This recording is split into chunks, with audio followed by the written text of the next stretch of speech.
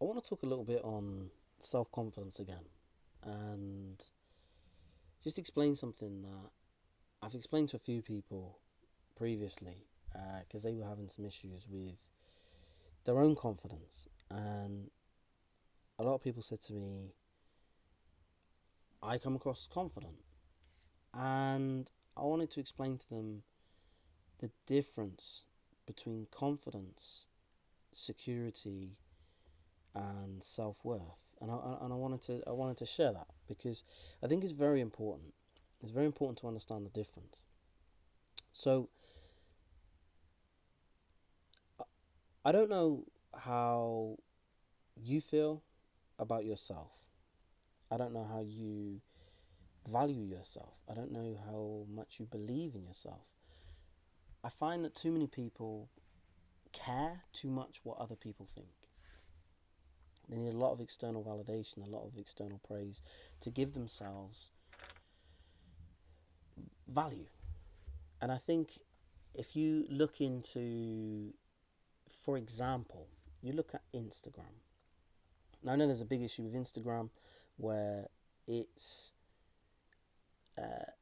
there's issues with a lot of younger generation's confidence because they need that external validation. They need people to like what they're doing, and I looked at this the other day. In the terms of leadership, it's super interesting.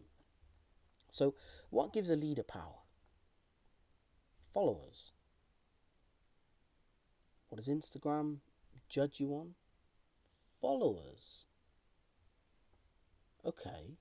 So then you would say, well, if you're someone out and about and you need constant external validation, what do you want people to do? You want them to like you. You're a people pleaser. And what does Instagram do? It gets people to like your picture. So you've got followers who like you.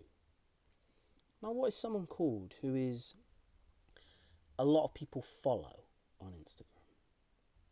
Well, they're an influencer. And what do you call someone who is a leader? They might be an influencer. They might influence the world, politics, a business, whatever it may be. So you now have a lot of those buzzwords that are within the leadership world are the words that are used on Instagram. Are you an influencer with lots of followers who like your pictures and what you do? You've now become a leader. But that isn't what a leader is. I'd say that's what first world leadership is. Because being a leader means that just people are following you. That's all it is. There are different definitions to leadership. There are positive leaders, there are negative leaders. But essentially, leaders are people who have followers. The President of America might be the worst president in ever. Ever. But if lots of people follow him or her, then that means that they are an influential leader, however they have achieved it. It could be they've got a lot of charisma. It could be that they were a famous actor. It could, whatever it may be, they are influential. They are an influencer. So you've got this really weird dynamic from Instagram, which I find is super interesting. And now what you've got as well is a way for say, for example, a leader. They don't know that people are interested in them as such unless they read the newspaper, back in the day. I'm talking. They knew that they were on TV, but they couldn't see the other side of it. They couldn't see the hype. Now, Instagram allows you to instantly see how many likes did I get? How many followers have I got? How many followers have you got? And it's a comparison thing. So now you've got a lot of people who value themselves on how many followers they've got, how many likes they've got. And it means that they're constantly chasing external validation and not able to self-validate and tell themselves that they are good enough. They need everyone else to tell them they're good enough. Well, that sounds to me like someone who's got lack of inner security. They're very, very insecure people. Now, they might not have started off like that, but they get addicted to the external praise. and then they become very insecure. And I know there's a lot of people who come across as very, very confident, but inside they are incredibly insecure. I don't know. I don't know enough about Hollywood and the US to give a comparison, but in the UK, I know that I'm going to massively generalize now, so apologies if I offend anyone, but Essex is a place where everyone comes across as incredibly confident, very self-assured, but damn are they insecure. I've met a lot of, maybe not the older generation, but I'm talking the younger generation, incredibly insecure, constantly needing external validation. I need everyone to like me, I need everyone to respect me, and everyone to think that I'm popular and I've got money, and it's that constant trying to prove to everyone else that you are a somebody. That is very toxic and very bad for your self-confidence. So if you as a person need that constant external validation, and because of that, or you are that because you are insecure, that means that you're now going to start going down a bit of a dark hole where you don't value yourself. There is no self-worth. So you come across like you've got confidence, but you don't actually have confidence. You don't believe in yourself. And now, if other people stop believing in you or stop liking you, or you start getting too much, I mean, it's a bit of a kind of like when it's like body dysmorphia, where you believe you're not worth anything because no one else is then giving you that praise. If for whatever reason it stops, so you get that dysmorphia and you think I'm not worth anything, but you are worth something. Now here's what I tell a lot of people. Now, because I was given away the day I was born, I was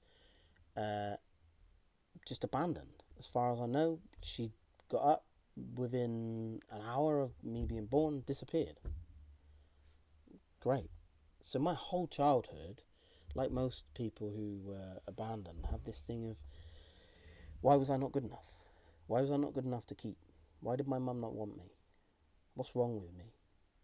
And this goes round your head again and again and again.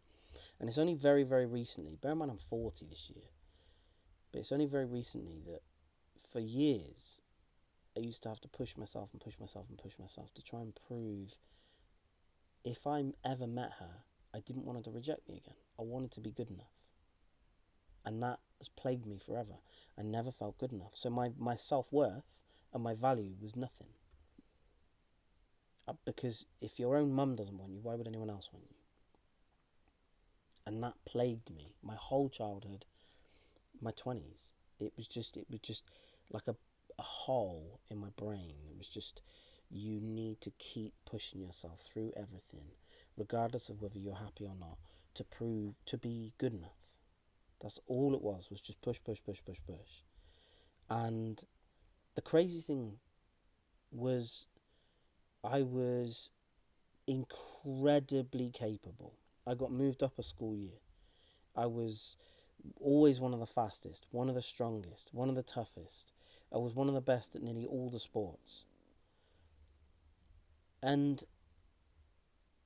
that gave me a huge amount of confidence. I always got told by all the teachers, oh, you've got so much potential, you could do anything you want.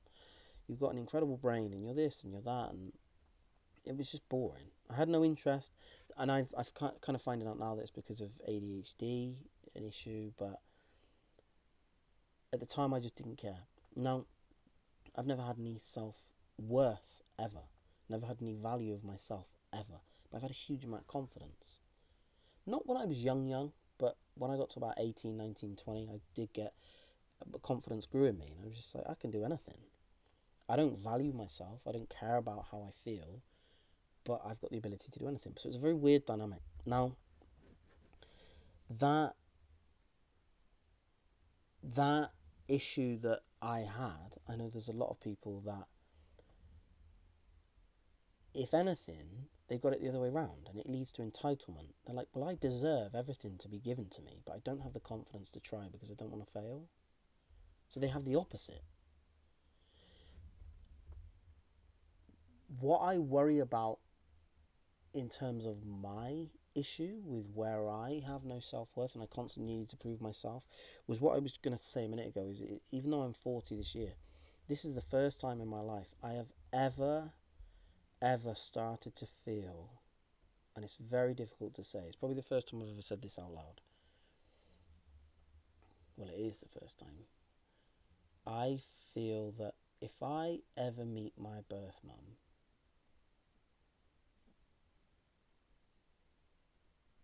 I don't know how to word this.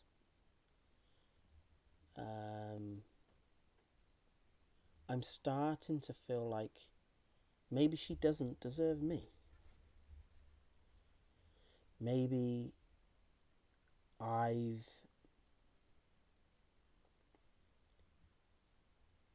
tried so hard and worked so hard and want to be the best person I can be, and I want to give back, and I want to help other orphans in Brazil, and I want to be the best dad I can be, and I want to make a difference to the world, and I try and push so hard. Maybe I'm not too good, but maybe when I meet her, maybe she has to prove herself to me now, not the other way round, because I've made it out the other side. So it's taken a long time, and I'm not even there yet. This is just something that I've started thinking probably in the last week. But my whole point was that confidence isn't related to self-worth and value. And I've found a lot of people, especially in first world countries, they have everything the other way around. So they believe that the world owes them, that they deserve to be treated like royalty, and they deserve to live, and no one else comes above that. It's a very selfish mindset when your value of yourself is incredibly high, but your confidence then is very low, because you care so much about what other people think of you. So for me, that's crazy to try and imagine how it must feel for people. And again, I don't know, I know there's a lot of people that feel like this, so I don't know if this is how you feel. You feel that people you deserve to be treated well, you deserve for people to listen to you, you deserve to get the good job, you deserve to get paid, but you don't have the confidence to go outside of your safe place because you're scared about failing, you're scared about what other people are going to think of you. Now, in terms of leadership, if I'm going to revert this back to leadership, this means that you've got a lot of people who are people pleasers, yes men, and they float up the corporate ladder, and then when they get to that point, because they're so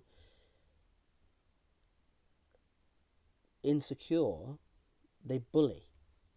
They're not nice to people that are below them because it makes them feel good to have that power. I'm important, I'm special, because they've now got that external validation from these people below them that maybe don't respect them, but they have to listen to them. So having that security, that inner self-worth, and to know that sorry, not the self-worth, but to have the self-confidence. So if you don't care about yourself more than you care about everyone else around you, that is a powerful thing as a leader. So if you are selfless and you care about everyone else as much as yourself or more, that is the trait of a good leader. Now, a very good manager is very self-driven. I hate saying the word selfish, because selfish, a lot of people have bad connotations with that word. I don't mean selfish. They're very self-driven. Everything's about how I can benefit me. So they might say, well, I want a good job so I can look after my kids and take my kids on holiday and pay for my kids' education. But they're not doing that because it's about their kids. It's about them. They want to be able to take their kids on holiday so their kids love them more. So there's a lot of people that do that. So it's not about the happiness of their kids. It's they want to see their kids happy because it makes them feel happy. I remember I saw someone years ago with a dog, and the dog was the most unhappy dog ever. And it was because the dog was there to give them attention and make them feel good when they needed it on their terms. It was nothing about the dog's happiness. It was, you are here to serve us as make us feel better dog, our service dog, for when we feel crap. So I think it's very important to know the difference between self-worth, value, confidence, selflessness, and selfishness. And again, selfish doesn't mean that you're a horrible person. It just means that everything you do is because it is benefiting you. You're not putting yourself out to benefit someone else when there is nothing in it for you. Some people do that. Some people think they're doing that, but they're not. They're doing it because it benefits them. But that's fine, because you can still be a very, very, very effective manager, the best manager in the world. You could be someone who's the best manager in the world and a bit of a crap leader. That's fine, because you are very, very good at what you do, and you've got a massive place in this world, and you're probably going to earn a lot of money. Great managers earn a lot more money than great leaders. And then the best salesmen end up as president. You know, the face of the party, the charisma, the beautiful mannerisms. That's the president. The salesman is the president. The manager is the CEO.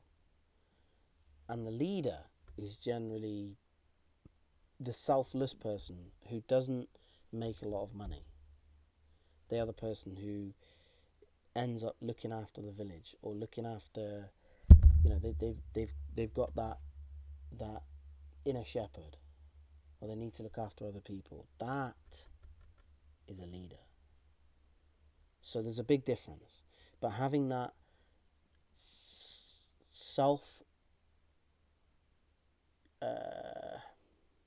selfishness, again, I'm wary of using the word, but having that selfishness combined with a healthy amount of selflessness and then confidence means you can be an incredibly good manager. You can learn the skills. You can be very, very, very good. When you start getting more selfish than selfless, and then now you're very insecure as a person and you need external validation and you've got low confidence, this is starting to become a very toxic and dangerous mixture of ingredients. You end up with those toxic leaders, toxic managers. You need that selflessness. So you need that lack of ego. You need to be comfortable with who you are. Again, that doesn't mean you care about yourself, but you need to be confident in your ability. You need to be caring for other people.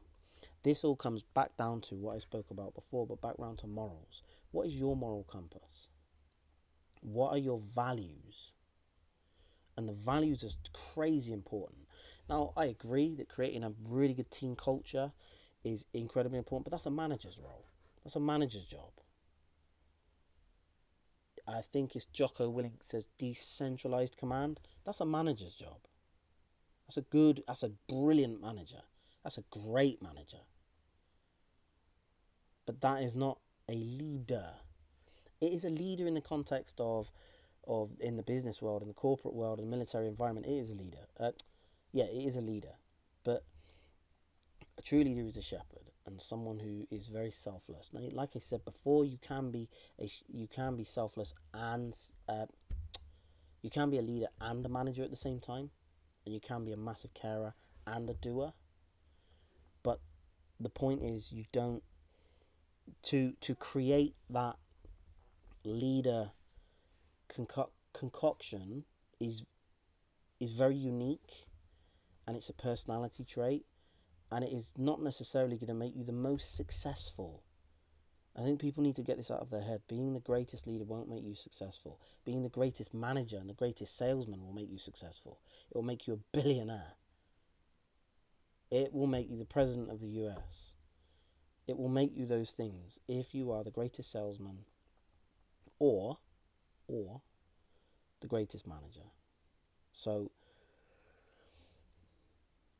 manage that selfless. Get off of any social media that you need that external validation. Don't get addicted to it. And be comfortable with your values and your morals. Like I said, I personally have no self-worth, which means that it makes it very easy for me to be selfless. The lower your self-worth, the lower you value yourself, the easier it is to be selfless. The easier it is to be a leader. The more self-worth you have, the harder it is to be selfless. That's the balance. And again, that comes through childhood. I don't know if I'll ever value myself. I know I have a duty and a responsibility to the world, but again, it depends on how you feel as a person. But you really need to pick this apart. Is it value or is it confidence? They're two different things. How much do you care about your own happiness above someone else? Are you depressed because you're not happy? Because if you're depressed because you're not happy, that means you care about your happiness. I've got no comprehension of depression because I don't care if I'm happy. That's the difference.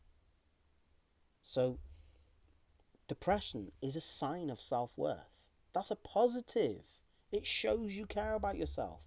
As I said before, the mental gymnastics to twist how you feel about a situation. If you feel depressed, you can twist that to say, do you know what? That shows I do care about myself. That's a positive. I can use this. If you can't get depressed, because you don't care about yourself. You don't care if you're alone. You don't care about these things. That is a sign of low self-worth. If you've got that low self-worth, it's very easy to be selfless. Very easy.